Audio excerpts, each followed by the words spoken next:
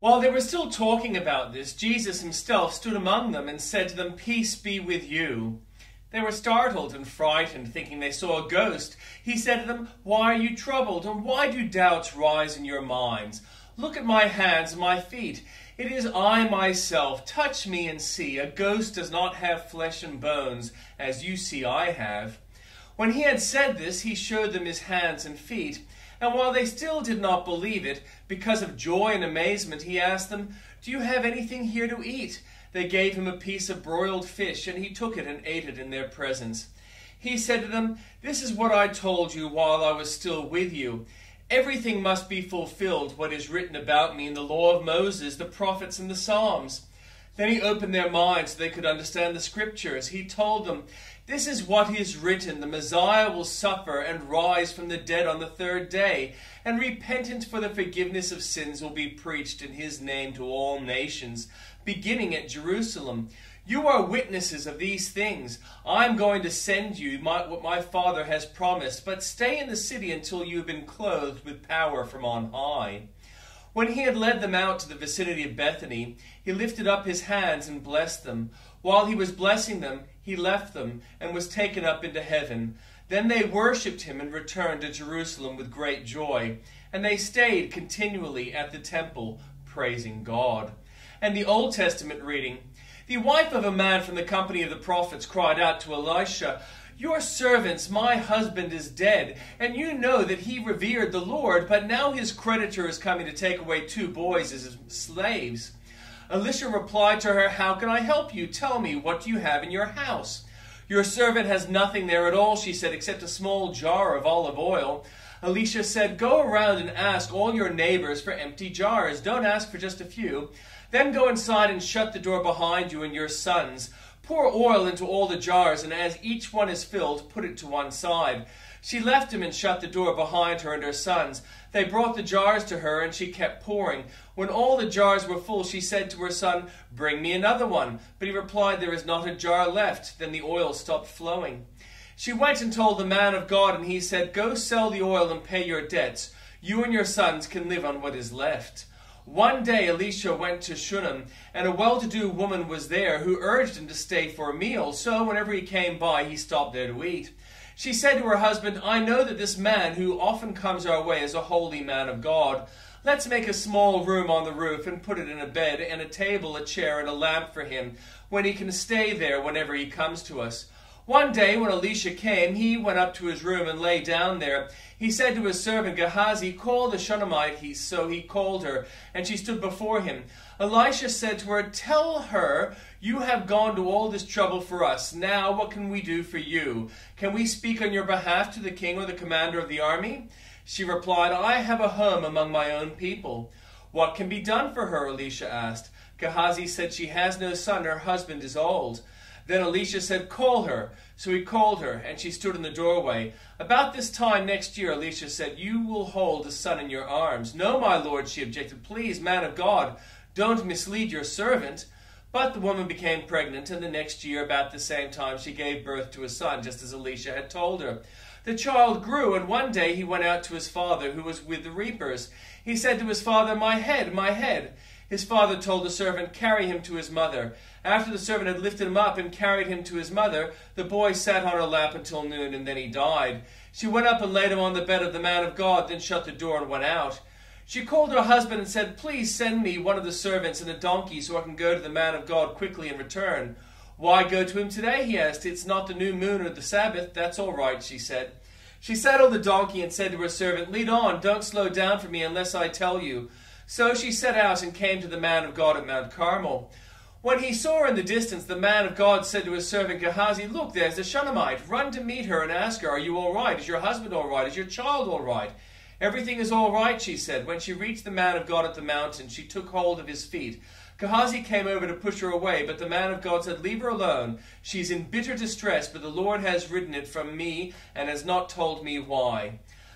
'Did I ask you for a son, my lord?' she said. 'Didn't I tell you don't raise my hopes?' Elisha said to Gehazi, 'Tuck your cloak into your belt, take my staff in your hand and run. Don't greet anyone you meet, and if anyone greets you, do not answer. Lay my staff on the boy's face.' But the child's mother said, as surely as the Lord lives and as you live, I will not leave you. So he got up and followed her. Gehazi went on ahead and laid the staff on the boy's face, but there was no sound or response. So Gehazi went back to meet Elisha and told him the boy has not awakened. When Elisha reached the house, there was the boy lying dead on his couch. He went in, shut the door on two of them, and prayed to the Lord. Then he got on the bed and lay on the boy, mouth to mouth, eyes to eyes, hands to hands. As he stretched himself out on him, the boy's body grew warm. Elisha turned away and walked back and forth in the room, and then got on the bed and stretched out on him more. The boy sneezed 7 times and opened his eyes. Elisha summoned Gehazi and said, call the Shunammite, and he did. When she came, he said, take your son. She came in, fell at his feet, and bowed to the ground. Then she took her son and went out. Elisha returned to Gilgal, and there was a famine in that region, while in the company of prophets was meeting with him. He said to his servants, put on the large pot and cook some stew for these prophets. One of them went out into the field to gather herbs, and found a wild vine, and picked as many of gourds as his garment would hold. When he returned, he cut them up into a pot of stew, though no one knew what they were. The stew was poured out for the men, but as they began to eat it, they cried out, man of God, there is death in the pot, and they could not eat it. Elisha said, get some flour. He put some in the pot and said, serve it to the people to eat, and there was nothing harmful in the pot. As a man from Baal, Shalish, bringing the man of God 20 loaves of barley bread baked from the first ripe grain, along with some heads of new grain, give it to the people to eat, Elisha said. How can I set this before 100 men, his servant asked. But Elisha answered, give it to the people to eat, for this is what the Lord says, they will eat and have some left over. Then he set it before them, and they ate and had some left over, according to the word of the Lord. Now Naaman was the commander of the army of the king of Aram. He was a great man in the sight of his master, and highly regarded, because through him the Lord had given victory to Aram. He was a valiant soldier, but he had leprosy. Now a band of raiders from Aram had gone out and had taken captive a young girl from Israel, and she served Naaman's wife. She said to her mistress, if only my master would see the prophet who is in Samaria, he would cure him of his leprosy. Naaman went to his master and told him what the girl from Israel had said. By all means, go, the king of Aram replied. I will send a letter to the king of Israel. So Naaman left, taking with him 10 talents of silver, 6,000 shekels of gold, and 10 sets of clothing. The letter that he took to the king of Israel read, with this letter I'm sending my servant Naaman to you so that you may cure him of his leprosy. As soon as the king of Israel read the letter, he tore his robes and said, am I God? Can I kill and bring back to life? Why does this man send someone to me to be cured for his leprosy? See how he is trying to pick a quarrel with me. When Elisha, the man of God, heard that the king of Israel had torn his robes, he sent him this message. Why have you torn your robes? Have the man come to me, and he will know that there is a prophet in Israel. So Naaman went with his horses and chariots and stopped at the door of Elisha's house. Elisha sent a messenger to say to him, go wash yourself 7 times in the Jordan, and your flesh will be restored, and you will be cleansed. But Naaman went away angry and said, I thought that he would surely come out to me and stand and call on the name of the Lord his God, wave his hands over the spot, and cure me of my leprosy. Are not Abana and Pharpar, the rivers of Damascus, better than all the waters of Israel? Couldn't I wash in them and be cleansed? So he turned and went off in a rage.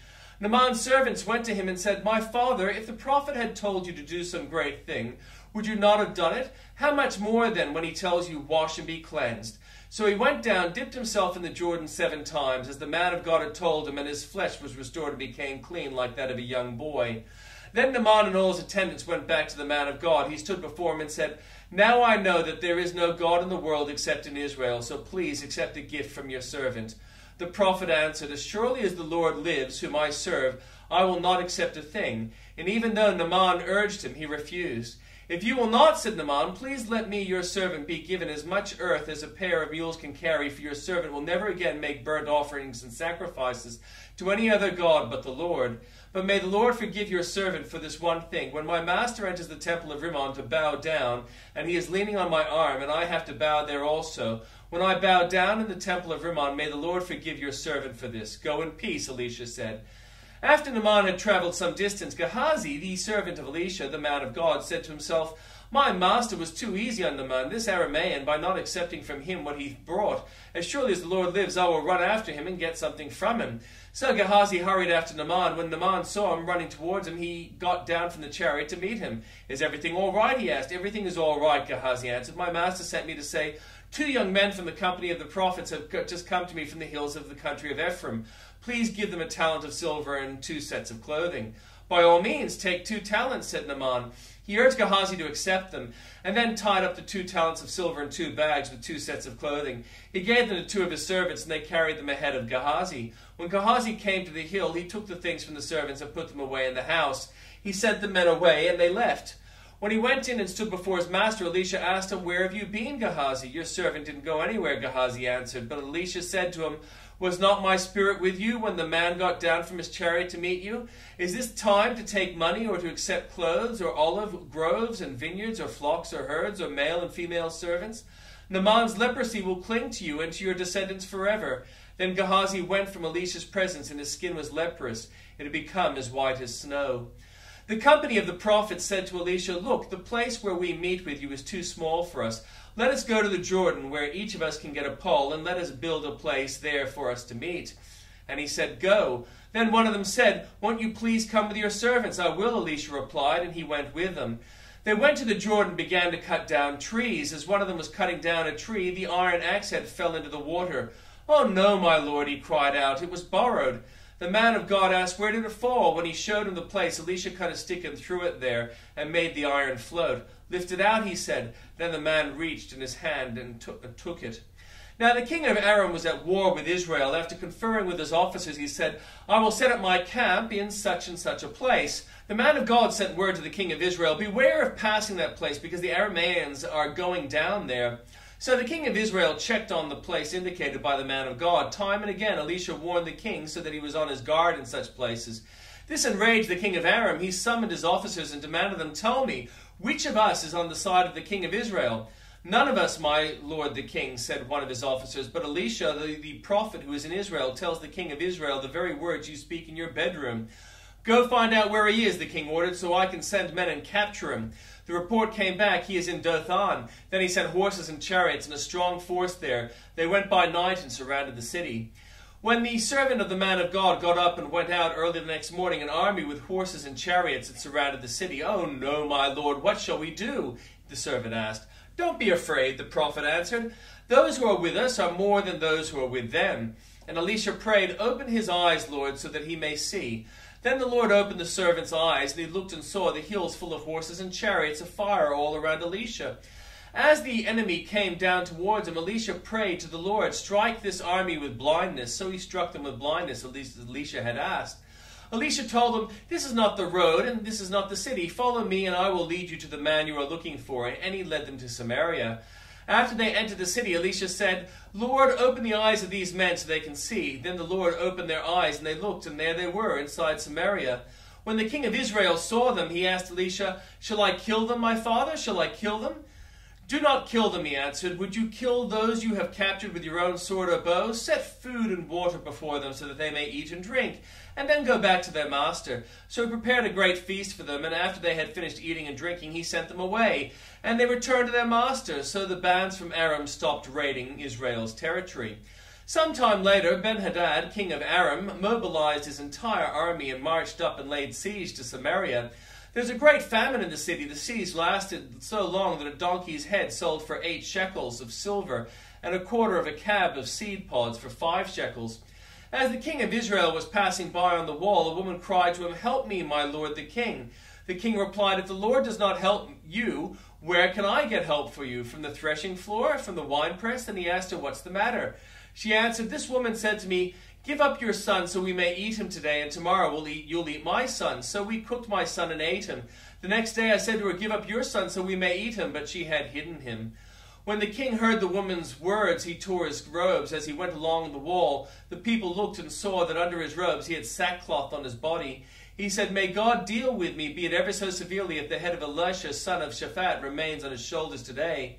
Now Elisha was sitting in his house, and the elders were sitting with him. The king sent messengers ahead, but before he arrived, Elisha said to the elders, "Don't you see how this murderer is sending someone to cut off my head? Look, when the messenger comes, shut the door and hold it shut against him. It is not the sound of his master's footsteps behind him." While he was still talking to them, the messenger came down to him. The king said, "This disaster is from the Lord. Why should I wait for the Lord any longer?"